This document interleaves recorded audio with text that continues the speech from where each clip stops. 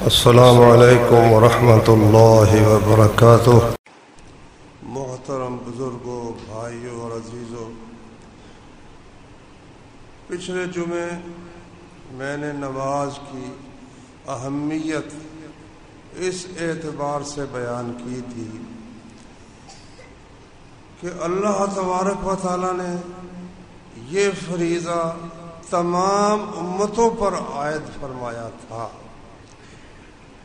حضرت آدم علیہ الصلوۃ والسلام سے لے کر ہمارے نبی کریم صلی اللہ علیہ وسلم تک ہر پیغمبر کے لیے نماز اللہ تعالیٰ نے فرض رکھی، کیونکہ یہ اللہ تعالیٰ سے ملاقات کا اور اس کے ساتھ مناجات اور سرگوشی اور باتیں کرنے کا بہترین ذریعہ ہے۔ اس لیے اللہ تعالیٰ نے تمام پیغمبروں پر ایمان لانے کے بعد سب سے پہلا فریضہ یہی عائد کیا کہ بھائی نماز پڑھنی ہے، اور سب سے افضل عمل بھی یہی ہے۔ نبی کریم صلی اللہ علیہ وسلم سے پوچھا گیا کہ سب سے افضل عمل کیا ہے، تو نبی صلی اللہ علیہ وسلم نے فرمایا اللہ پر ایمان لانا یہ سب سے افضل عمل ہے۔ کہا اس کے بعد سب سے افضل عمل کیا ہے؟ فرمایا الصلاۃ لوقتہا، وقت کے اوپر نماز ادا کرنا یہ ایمان کے بعد سب سے افضل عمل ہے، رسول اللہ صلی اللہ علیہ وسلم نے فرمایا۔ اس لیے کہ یہ عمل ایمان اور کفر کے درمیان فرق کرنے والا ہے۔ صحیح مسلم میں حدیث ہے، نبی کریم صلی اللہ علیہ وسلم نے فرمایا بین الرجل و بین الکفر والشرک ترک الصلاۃ، آدمی کے درمیان اور کفر و شرک کے درمیان فرق کرنے والی چیز ترک صلاۃ ہے۔ جب نماز ترک کر دیتا ہے تو وہ امت مسلمہ سے کٹ کر وہ کفار کی طرف چلا جاتا ہے۔ اتنی اہمیت ہے نماز کی کہ اس سے فیصلہ ہوتا ہے کہ کوئی شخص مسلمان ہے، کوئی بستی مسلمانوں کی ہے یا غیر مسلموں کی بستی ہے۔ نبی کریم صلی اللہ علیہ وسلم کا معمول لکھا ہے صحیح بخاری میں کہ آپ جس بستی پر حملہ کرنا چاہتے رات وہاں پہنچ جاتے، فجر کے وقت اگر وہاں اذان ہوئی ہے تو پھر اس پر حملہ نہیں کرتے تھے کہ یہ مسلمانوں کی بستی ہے، اور اگر وہاں اذان نہیں ہوئی تو ان پر نبی کریم صلی اللہ علیہ وسلم غیر مسلم سمجھ کر ان پر حملہ کر دیا کرتے تھے۔ مکے والوں کے ساتھ نبی صلی اللہ علیہ وسلم کی بدر بھی لڑائی ہوئی، پھر احد ہوئی، پھر خندق ہوئی۔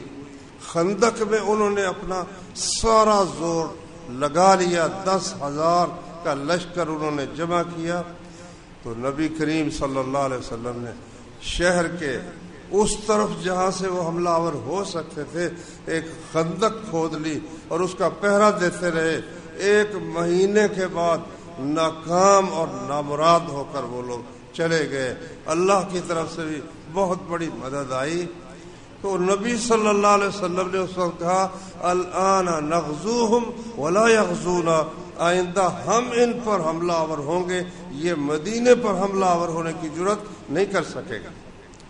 پھر ایسا ہی ہوا، سن 6 ہجری میں نبی صلی اللہ علیہ وسلم عمرے کے لیے گئے۔ 1400 آدمی تھے، احرام کے لباس انہوں نے پہنا ہوا تھا، ایک چادر نیچے پہنی ہوئی ہے، ایک چادر اوپر پہنی ہوئی ہے، سر ننگے ہیں۔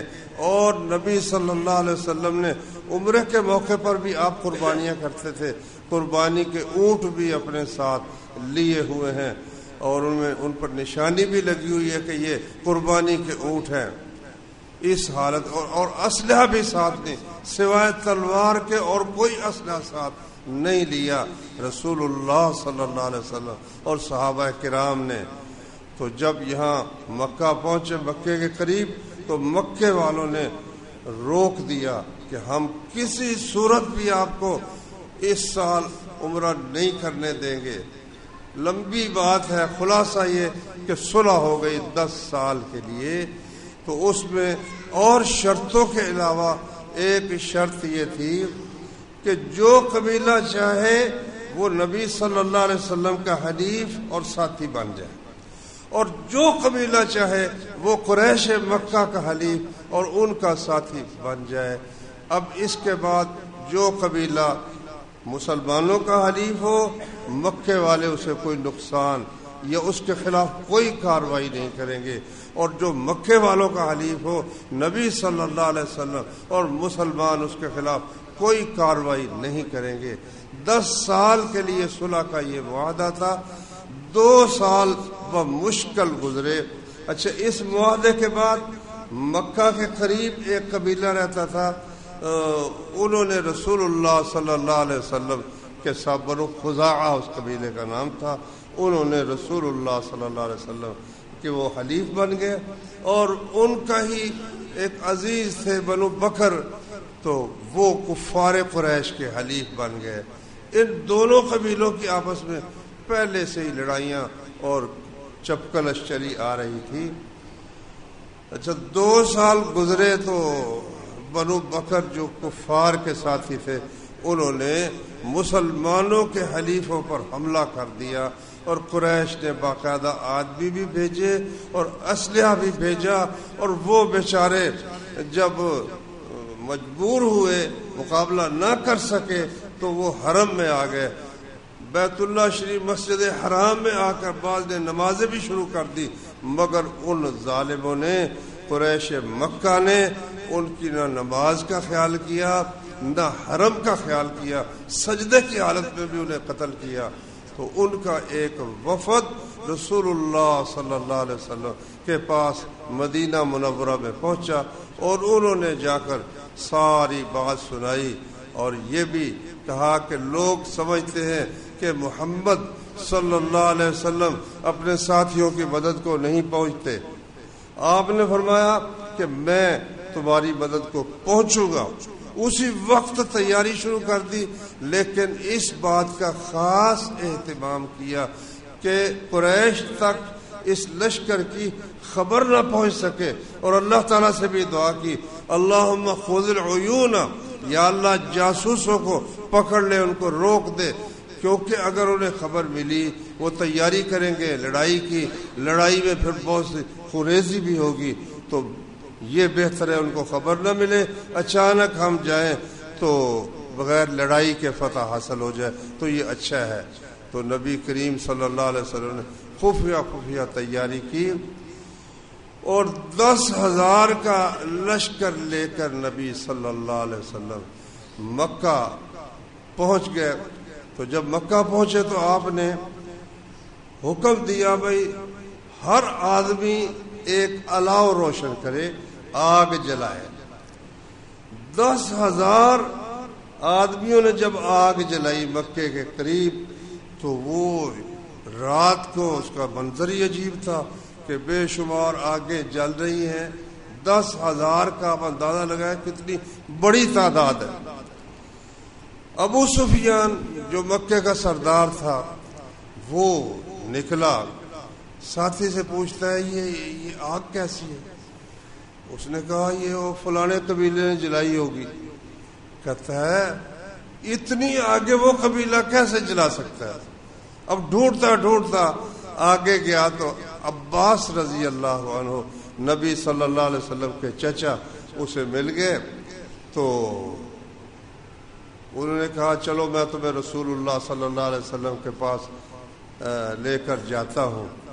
تو پیچھے بٹھا لیا اپنے سواری پر اور چل پڑے. راستے میں عمر رضی اللہ عنہ نے دیکھ لیا، کہنے لگے وہ اللہ کا دشمن، یہ بغیر امان کے قابو آ گیا. وہ پیچھے چڑھے، وہ اپنی سواری کو دوڑا کر رسول اللہ صلی اللہ علیہ وسلم کے پاس پہنچ گیا. تو نبی صلی اللہ علیہ وسلم نے فرمایا کہ بھائی تو مسلمان ہو جا. کہتا جی میرے دل میں ابھی تک کچھ تردد ہے. عباس رضی اللہ عنہ نے کہا مسلمان ہو جا ورنہ گردن اتر جائے گی، اور مسلمان ہو گیا. عباس رضی اللہ عنہ نے کہا یا رسول اللہ چودھری آدمی سردار ہے، اس کو کوئی نہ کوئی انعام دے دیجئے، کوئی اس کو فخر کی چیز عطا کر دیجئے۔ نبی کریم صلی اللہ علیہ وسلم نے فرمایا کہ بھائی اعلان کر دو کہ جو شخص اپنا دروازہ بند کر کے گھر میں بیٹھا رہے اس کو امن ہے، جو شخص مسجد حرام میں چلا جائے اس کو امن ہے، کوئی نہیں پوچھے گا، اور جو ابو سفیان کے گھر میں چلا جائے وہ بھی اس کو بھی امن ہے۔ ابو سفیان کو یہ عزت عطا فرمائی نبی کریم صلی اللہ علیہ وسلم نے، اور کہا حضرت عباس کو کہ اسے اس جگہ کھڑا کرو جہاں مسلمانوں کے دستے گزریں گے نا، پہاڑ کی اس جگہ اس کو کھڑا کرو تاکہ یہ دیکھے مسلمانوں کے لشکروں کو۔ تو ایک لشکر گزرا، اس نے کہا یہ کون ہے؟ انہوں نے بتایا فلاں قبیلہ ہے۔ پھر ایک گزرا، یہ کون ہے؟ وہ قبیلے پہ قبیلے اور دستوں پہ دستے، 10,000 آدمی تھا۔ پھر نبی کریم صلی اللہ علیہ وسلم گزرے، کہتا ہے عباس تیرے بھتیجے کا ملک اور سلطنت تو بہت بڑی ہو گئی۔ عباس بھی تربیت یافتہ تھے رسول اللہ صلی اللہ علیہ وسلم۔ انہوں نے کہا سلطنت نہیں ہے، نہ یہ بادشاہی ہے، یہ نبوت ہے جو اللہ نے محمد کو عطا کی ہے صلی اللہ علیہ وسلم۔ یہ نبوت کا دبدبہ اور نبوت کا رعب ہے جو تم دیکھ رہے ہو۔ اللہ تعالیٰ نے کوئی اٹھا ہی نہیں۔ ایک طرف نبی صلی اللہ علیہ وسلم نے ایک دستہ بھیجا خالد بن ولید کو، فرمایا بھی ادھر سے جاؤ، ادھر سے ہم آ رہے ہیں، پرلی طرف سے تم جاؤ، جو سامنے آئے نا ایک ہاتھ پہ دوسرا ہاتھ رکھ کرنا، اس طرح فرمایا اس طرح سے اس کو پیس دو۔ چند آدمی آئے مقابلے میں، کوئی آیا ہی نہیں، اللہ کے فضل سے ٹھہر ہی نہیں سکا، شہر فتح ہو گیا اللہ کے فضل و کرم سے۔ اذا جاء نصر اللہ والفتح ورأیت الناس يدخلون فی دین اللہ افواجا، فوجیں کی فوجیں لوگ، جب مکہ فتح ہوا لوگ اسلام میں اللہ کے فضل سے داخل ہو گئے۔ اچھا، یہ ہے واقعہ سن 8 ہجری کا۔ 9 ہجری میں حج کے لیے رسول اللہ صلی اللہ علیہ وسلم نہیں گئے، کس لیے کہ ابھی تک وہاں کفار کی آمد و رفت جاری تھی، اور لوگ وہاں آتے تھے حرم شریف میں اپنے انداز کے مطابق، جو جاہلیت کا طریقہ تھا عبادت کرتے تھے۔ تو مرد بھی اور عورتیں بھی جب مکہ میں آتے تو بیت اللہ کا طواف کرنے کے لیے ایک بات انہوں نے بنائی ہوئی تھی کہ ہم گناہ گار لوگ ہیں، جن کپڑوں میں ہم نے گناہ کیے ہیں، کس منہ سے ان کپڑوں میں ہم بیت اللہ کا، اللہ کے گھر کا طواف کریں۔ پھر وہ مکے والوں سے کپڑے مانگتے، جس کو مل جاتے وہ تو پہن کر طواف کر لیتا، اور جس کو نہ ملتے، مرد ہوتا یا عورت، کپڑے اتار کرنا ننگے ہی بیت اللہ کا طواف کرتا۔ یہ بہت بڑی بے حیائی کی بات تھی۔ شرک اور بے حیائی، یہ دونوں چیزیں جو ہے نا لازم ملزوم ہے۔ جو شرک کا اڈا ہوگا وہاں بدکاری کا اڈا بھی ہوگا۔ بے شک آپ لاہور میں جا کر دیکھ لیں یا سندھ کے کسی ایسے مرکز میں جا کر دیکھ لیں، وہاں اغوا کی وارداتیں، بدکاری کی وارداتیں، شرک اور بدکاری، یہ دونوں ایک دوسرے کو بھائیوں لازم ملزوم ہے۔ نبی کریم صلی اللہ علیہ وسلم نہیں گئے، حضرت ابو بکر صدیق رضی اللہ عنہ کو بھیجا کہ جاؤ تم حج کرو، اور اس موقع پر سورۃ توبہ اتری تھی، اور سورۃ توبہ میں کفار اور مشرکین سے براءت کا اظہار تھا کہ ہمارے تمہارے سب معاہدے ختم ہیں سوائے ان لوگوں کے جنہوں نے پہلے کسی معاہدے کی خلاف ورزی نہیں کی۔ جتنی مدت تک ان کا معاہدہ ہے اتنی مدت تک ان کے معاہدے پورے کیے جائیں گے۔ اور بھی ساتھ کئی اعلان تھے، تو حضرت ابو بکر رضی اللہ عنہ کو فرمایا کہ جاؤ تم جا کر یہ اعلان کرو۔ لیکن عرب کا ایک دستور یہ تھا کہ بھائی سردار جب کوئی عہد پکا کرتا ہے یا اس کو ختم کرتا ہے تو اس کے گھر کا کوئی آدمی وہ اعلان کرے. تو اس چیز کو بھی پورا کرنے کے لیے نبی صلی اللہ علیہ وسلم نے علی رضی اللہ تعالی عنہ کو بھیجا. حضرت علی نبی کریم صلی اللہ علیہ وسلم کی اونٹنی پر سوار ہو کر گئے. جب حضرت ابوبکر کے قریب پہنچے تو اونٹنی بولی تو ابوبکر اس کی آواز پہچانتے تھے تو گھبرا گئے کہ نبی صلی اللہ علیہ وسلم تشریف لے آئے. تو دیکھا تو وہ جناب علی رضی اللہ تعالی عنہ تھے. کہنے لگے امیر او مأمور، آپ بطور امیر آئے ہیں یا بطور مأمور ماتحت ہو کر آئے ہیں؟ کہنے لگے میں تو ماتحت ہو کر آیا ہوں اور مجھے رسول اللہ صلی اللہ علیہ وسلم نے اس لیے بھیجا ہے کہ میں اعلان کروں جو سورۃ توبہ میں اللہ تعالیٰ نے احکام دیے ہیں برات کے، ان کا اعلان کریں. پھر عرفے میں بھی اور حج کے دن یعنی قربانی کے دن حضرت ابو ہریرہ کہتے ہیں کہ مجھے بھی حضرت ابو بکر نے بھیجا، اور بھی کئی آدمی تھے، جہاں کوئی مجمع موجود ہے نا ہم لوگ وہاں جا کر وہ سارے اعلان کرتے تھے جو سورۃ توبہ میں اللہ تعالیٰ نے اعلان فرمائے ہیں. کہتے یہاں تک کہ بول بول کر میرا گلا بھی بیٹھ گیا. حضرت ابو ہریرہ رضی اللہ عنہ فرماتے ہیں. اچھا اب وہ کیا اعلان تھا؟ اس اعلان کو ذرا آپ غور سے سنیں نا تو انشاءاللہ آپ کو سمجھ آئے گی کہ ہم کہاں کھڑے ہیں، اسلام کا ہم سے تقاضا کیا ہے، حضرت محمد صلی اللہ علیہ وسلم کیا چیز دنیا سے کروانا، کیا کام کروانا چاہتے تھے، وہ اس صورت میں اللہ تعالیٰ نے واضح طور پر بیان فرما دیا.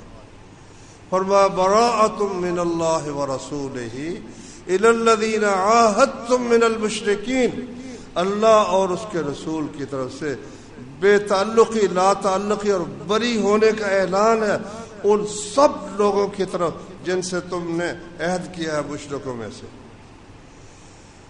فرمایا وَأَذَانٌ مِّنَ اللَّهِ وَرَسُولِهِ إِلَى النَّاسِ يَوْمَ الْحَجِّ الْأَكْبَرِ، حج اکبر کے دن اللہ اور اس کے رسول کی طرف سے سب لوگوں کو اعلان ہے ان اللہ بریء من المشرکین ورسولہ، اللہ اور اس کا رسول مشرکین سے بالکل بری ہے. تو فرمایا الا الذین عاہدتم من المشرکین ثم لم ينقصوکم شیئا فاتموا الیہم عہدہم الی مدتہم. تو ایسے لوگ مشرکین میں سے جن سے تم نے کوئی عہد کیا ہے، پھر اس عہد کی انہوں نے کوئی خلاف ورزی نہیں کی، تو جتنی مدت کا معاہدہ ہوا ہے وہ معاہدہ تم پورا کرو. ان کے علاوہ سارے پورے جزیرہ عرب کے لیے اعلان ہے فسیحوا فی الارض 4 اشہر واعلموا انکم غیر معجز اللہ ورسولہ. اور سب لوگ جتنے ہیں مشرکین سب کو اعلان ہے 4 مہینے جزیرہ عرب میں تم چل پھر سکتے ہو، جہاں چاہو، مکے چاہو، مدینے چاہو، خیبر میں چاہو، جس جگہ بھی جانا چاہو تمہیں جانے کی اجازت ہے. فَإِذَا انْسَلَخَ الْأَشْهُرُ الْحُرُمُ، مسلمانوں کو فرمایا جب یہ 4 مہینے گزر جائیں فَاقْتُلُوا الْمُشْرِكِينَ حَيْثُ وَجَدتُّمُوهُمْ، پورے جزیرہ عرب میں جہاں کوئی مشرک نظر آئے سب مشرکوں کو قتل کر دو. کوئی ان 4 مہینوں میں نکلنا چاہتا ہے، کسی اور ملک کی طرف جانا تھا چلا جائے، لیکن مشرک ہو کر، کافر ہو کر وہ جزیرہ عرب میں رہے، نجد و حجاز میں رہے، یہ نہیں ہو سکتا.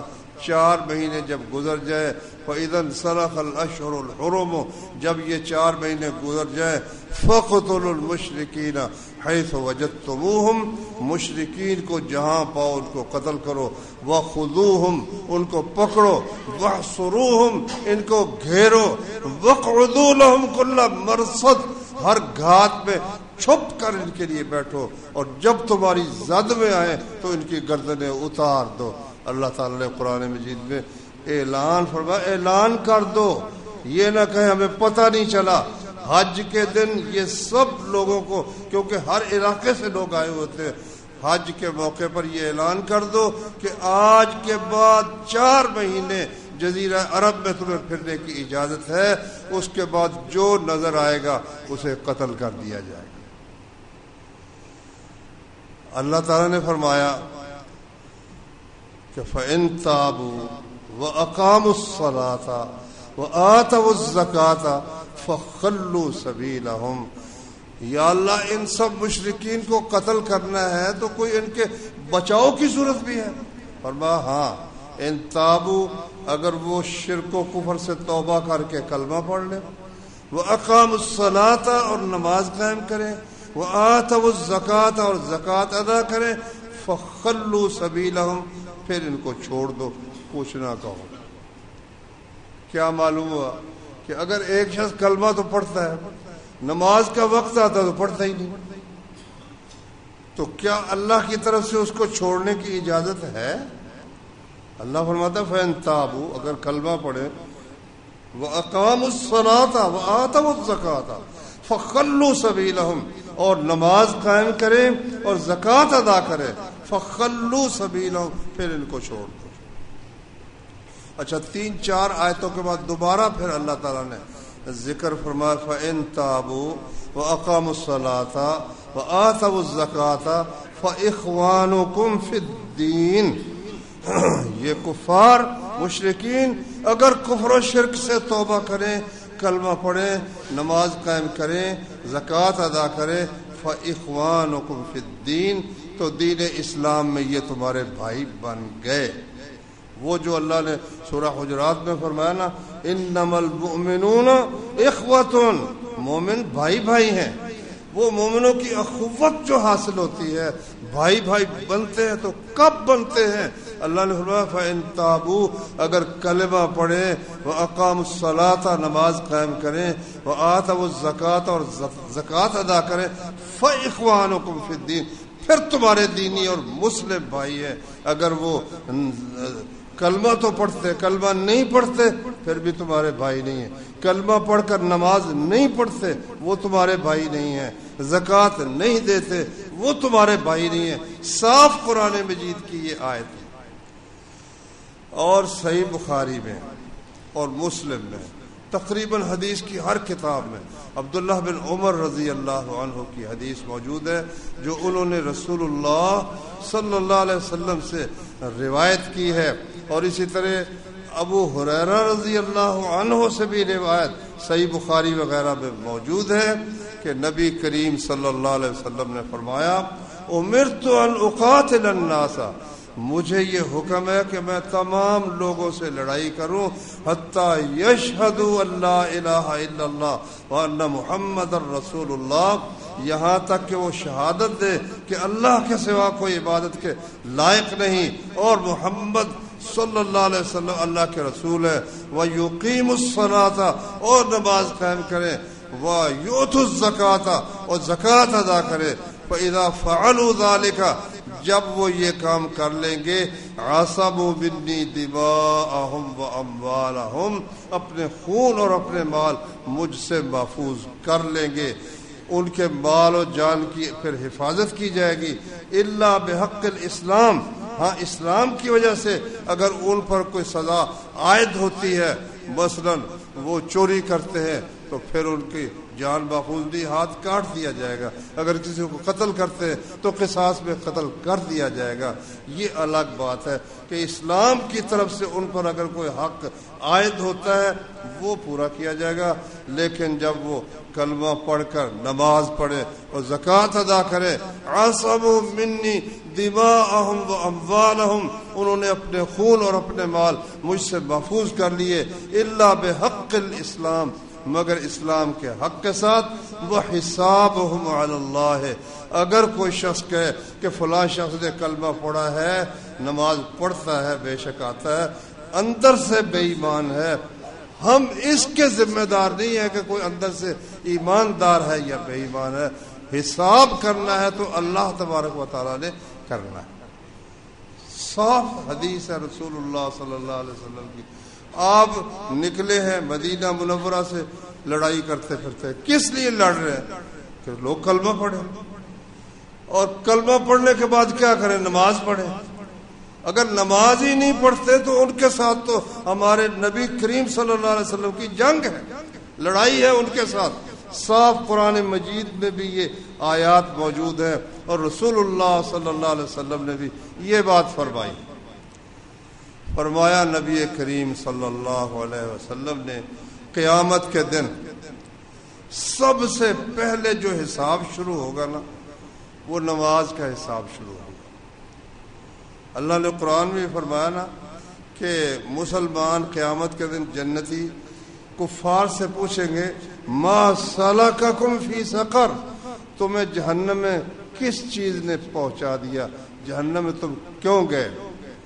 قالوا لم نک من المصلین، ہم نماز نہیں پڑھتے تھے بھائی، لم نک من المصلین، ہم نماز نہیں پڑھتے تھے، ولم نکن نطعم المسکین، مسکین کو کھانا نہیں کھلاتے تھے، وکنا نخوض مع الخائضین، گپے مارنے والوں کے ساتھ ہم گپے مارتے رہتے تھے، وکنا نکذب بیوم الدین، قیامت کو ہم جھٹلاتے تھے، حتی اتانا الیقین، یہاں تک کہ ہمارے پاس یقین آ گیا، یعنی موت آ گئی۔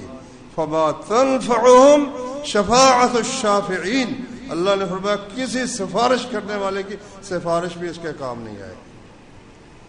تو نبی صلی اللہ علیہ وسلم نے فرمایا سب سے پہلے اللہ کے حقوق میں سے نماز کی باز پرس ہوگی، بندوں کے حقوق میں سے سب سے پہلے قتل کی باز پرس ہوگی۔ وہ ایک الگ حدیث میں یہ بھی آتا ہے، تو پوچھا جائے گا ہاں بھائی اس کے فرائض دیکھو پورے ہیں، نہیں جی اس میں کچھ کمی ہے، کمی ہے تو پھر اس کے نوافل دیکھو، یہ جو سنتیں ہم ساتھ پڑھتے ہیں نا، ہمارے کئی لوگ وہ یہ کہہ کر جی ہم تو فرض ادا کرتے ہیں، کوئی گناہ تو نہیں نا سنتے چھوڑ دے، تو چلو جی گناہ تو نہیں، لیکن دیکھنے کی بات یہ ہے کہ ہمارے فرائض میں جو کمی کوتاہی ہے، تھوڑی کمیاں کوتاہیاں تو نہیں نا۔ رسول اللہ صلی اللہ علیہ وسلم نے فرمایا آدمی نماز پڑھتا ہے، کسی کی نماز کا آدھی نماز لکھی جاتی ہے، کسی کا چوتھا حصہ لکھا جاتا ہے، کسی کا صرف 10واں حصہ ہی لکھا جاتا ہے، باقی وہ ناک سے وہ غلاظت نکال کر جو ملتا رہے، داڑھی سے کھیلتا رہے، کپڑے کی کریز درست کرتا رہے، اور اس طرح سے ان کاموں میں مصروف رہے، تو نماز خاک اس نے پڑھی ہے۔ اللہ نے فرمایا قد افلح المؤمنون الذین هم فی صلاتهم خاشعون، وہ مومن فلاح پائیں گے جو نماز میں خشوع کرتے ہیں، عاجزی کرتے ہیں، اور ان کو یہ احساس ہوتا ہے کہ ہم اللہ تعالیٰ کے سامنے کھڑے ہوئے۔ بھائیو اگر ہمیں یہ یقین ہو کہ جو نماز نہیں پڑھتا، ہاں اس لیے کہ کلمہ پڑھتا ہے اپنے آپ کو مسلمان کہتا ہے، دنیاوی لحاظ سے ہم اس پر کفر کا فتویٰ نہیں لگاتے، اس لیے کہ کچھ مولویوں نے یہ کہہ رکھا ہے نماز نہ بھی پڑھو تو مسلمان ہی ہو۔ اب وہ بیچارے وہ کہتے ہیں انکار نہ کرو، تو وہ کہتے ہیں میں جی کو منکر ہوں، میں منکر تو نہیں ہوں نا، منکر نہیں تو پڑھنا، اور منکری کیا ہوتی ہے انکار، اور کیا ہوتا ہے کہ تو پڑھتا ہی نہیں ہے نماز، جمعے میں بھی تو نہیں آتا، نماز بھی تو نہیں پڑھتا، کہتا جی میں منکر نہیں ہوں، تو اور انکار کیا ہوتا ہے؟ اللہ تعالیٰ نے یہ نہیں فرمایا کہ اگر وہ توبہ کریں اور نماز کا اقرار کر لیں کہ پڑھا کریں گے، یہ تو نہیں فرمایا، فرمایا اگر توبہ کریں اور نماز قائم کریں۔ قائم کا معنی لکھا ہے وقت پر ادا کریں اور صحیح طریقے سے ادا کریں، یہ ہے نماز کا قائم کرنا۔ تو میرے بھائیوں، نماز ایک ایسی نعمت ہے، لوگ تو بوجھ سمجھتے ہیں نا، ایک ایسی نعمت ہے کہ 5 دفعہ دن میں اللہ تعالیٰ کے ساتھ بندے کی ملاقات ہو جاتی ہے، کوئی چھوٹی بات ہے بھائیوں۔ جتنی عبادات ہے نا، نماز ان سے انوکھی شان رکھتی ہے، اس لیے کہ دوسری عبادتیں بعض اوقات فرض ہوتی ہیں، بعض اوقات فرض نہیں ہوتی، مال نہیں ہے تو زکوٰۃ کوئی نہیں، اور روزے تو آتے ہی سال کے بعد ہیں، اور حج زندگی میں ایک دفعہ ہے، لیکن نماز وہ روزانہ 5 دفعہ پڑھنی ہے، اللہ کے حضور میں حاضری دینی ہے، بیمار ہے یا تندرست ہے، ہر حال میں پڑھنی ہے۔ مسجد میں آ سکے تو صحابہ کرام تو 2 آدمیوں کا سہارا لے کر بھی مسجد میں آ کر پڑھتے تھے۔